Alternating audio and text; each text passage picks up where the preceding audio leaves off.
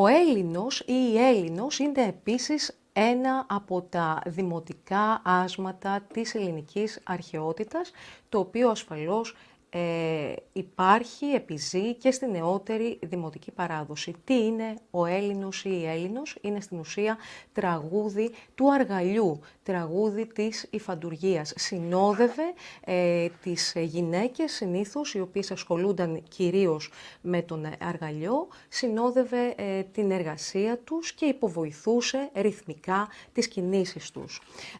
Ο Έλληνος σχετίζεται ως λέξη με τον λίνεο, με το επίθετο λίνεος, από το αρχαίο λίνεο που είναι στην ουσία το λινάρι, το οποίο το χρησιμοποιούσαν ιδιαιτέρως στην υφαντουργία.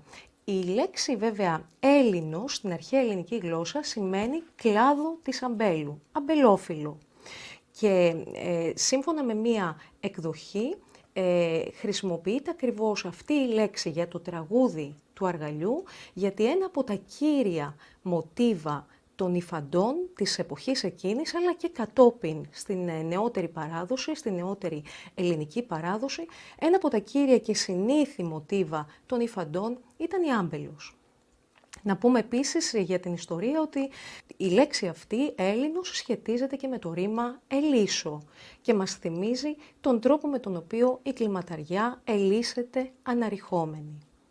Υπάρχει βέβαια μία ακόμα εκδοχή για το τραγούδι αυτό του αργαλιού. Μία διαφοροποιημένη εκδοχή θέλει τη λέξη Έλληνος να είναι γραμμένη με αλφαγιώτα. Αυτό όμως μπορεί να φαίνεται μικρή διαφοροποίηση, στη γλώσσα όμως είναι σημαντική.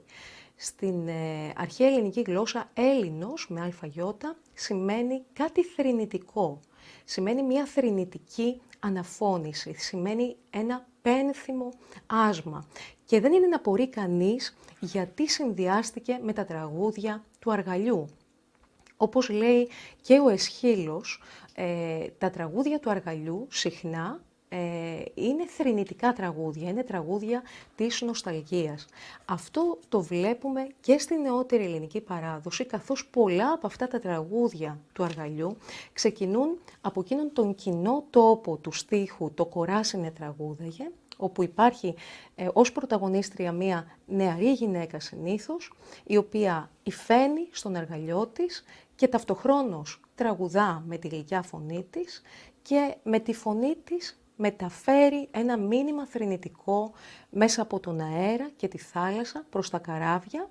Συνήθως αυτό το μήνυμα το θρηνητικό έχει να κάνει με κάποια νοσταλγία ενός προσώπου που είναι στα ξένα ή με κάποιο πόθο ανεκπλήρωτο, μία ανεκπλήρωτη αγάπη.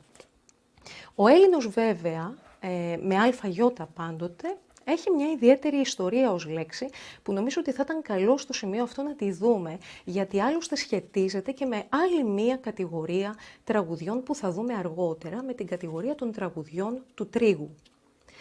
Έλληνος λοιπόν με αλφαγιώτα στην ουσία προέρχεται από μία επιφωνηματική, θα λέγαμε, φράση των αρχαίων Ελλήνων. Είναι από το αλφαγιώτα, το άι που θα λέγαμε σήμερα, λίνον, άι λίνον, δηλαδή αχ το λίνο. Ο Λίνος ποιος ήταν? Ο Λίνος, σύμφωνα με την μυθολογία, ήταν ένας από τους σημαντικότερους μουσικούς της αρχαιότητας. Μία εκδοχή θέλει να είναι γιος του Απόλλωνα και δάσκαλος του Ορφέα.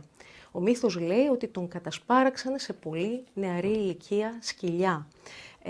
Οι αρχαίοι λοιπόν Έλληνες, στη μνήμη αυτού του άδικου θανάτου, έλεγαν συχνά «Αχ, τον Λίνο». Δηλαδή μνημόνευαν τον άδικο τρόπο με τον οποίο πέθανε και είχαν συνθέσει προς τιμήν του κάποιες οδές. Τον Έλληνο δηλαδή, οι οποίες τελείωναν με αυτό το επιφώνημα. Αυτόν τον Έλληνο, αυτές τις οδές προς τιμήν του Λίνου, τις τραγουδούσαν σε διάφορες περιστάσεις, αλλά και κατά τη διάρκεια του τρίγου.